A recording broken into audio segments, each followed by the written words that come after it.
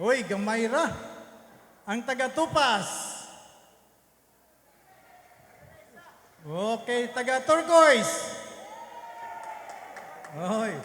Ang taga-Sircon. Okay. So, maing hapon sa tanan. Maing hapon, Batch 84. So, before I give you my kind of very short message, I would like to acknowledge the presence of our mentors who are here. Okay? So, gimbita nato sila, kay gitagaan nato sila balor during sa pag-form sa atong education while nata sa Holy Cross. Okay, so I would like to call our teachers and please stand to be recognized. Ma'am Carillo. Okay, we have also Sir Carillo. We have Ma'am Rosales and Ma'am Gutierrez. Of course, kauban ni Ma'am si atong pinalangga ang Sir Gutierrez. Okay, we also have, aside from our teachers, na po tayo mga bisita, no? O doon na po tayo mga guests.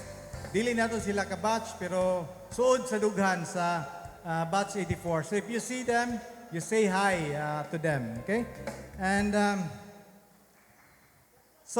it's been about 41 years since we graduated from high school. And about 2 years ago, nag-reunion ta tong dito sa Balutakay. So out of that reunion, we were able to reconnect, and then we were able to get to know also all of our other batchmates. Kaya halos di naman ta mag-ilanay. Wanay buhok ang uban, nanambok na, namayat. So di na ta mag-ilanay, no? So magkita ta sa gawas. Usay na imudol na ko, Dok, kumusta Dok? Man ako, kinsa gani. Basta ngayon, batchmate yun ako ni. Ngayon ako, kumusta na kamate? Museo lang tayo, kumusta na kamate, di ba? So importante that we reconnect and see each other again. Mo after that reunion, it has come to the idea that we should hold another one. But during the last reunion, unsa may missing? Unsay missing atong a time? Kung namoy ikatubag. Unsay missing o kinsay missing atong a time? Kasagaran. Nga medyo na-miss ninyo nga wala dito. Ang atong mga batchmates who are living or working abroad, di ba? So after ato, na may chat group, so we organized a chat group, we voted ang unsa nga month ang pinakadaghan makabalik sa bansalan para mas makareunion tag-utro. And we were able to choose na June, monang June. So for this reunion, I would like to acknowledge the presence of these people. They came from or they traveled thousands of miles away para lang yun mo anhi diri ug mo join ka nato. Okay? So if I call you, please stand para mailhan pod, para makita. Okay? So I may start with Phoebes Bacos Roscoe from Florida, USA. Si Phoebes. Okay. So next to Phoebes, I would like to recognize Helen Martin Bakilod from London, United Kingdom. Okay. So aside from Helen, we also have Aida Baliscao Hison from South Carolina, USA. So, we also have a very important part sa core group ni siya. Siya ang nag-manage sa band mismo. He came from Australia, live now sa USA. Mr. Dominic Cabang. Tindopre. And then, not the least, before I forget anyone else, kani siya, nagka-problema pa siya sa airport, nipalit pa siya bagong ticket para makapas lang yung karon. Nakagasto pa siya dugang. Okay? Recognize Ariel Apolonio from Ashburton, New Zealand. Okay, and of course, yours truly, na naman ko base karon sa Edmonton, Alberta, Canada.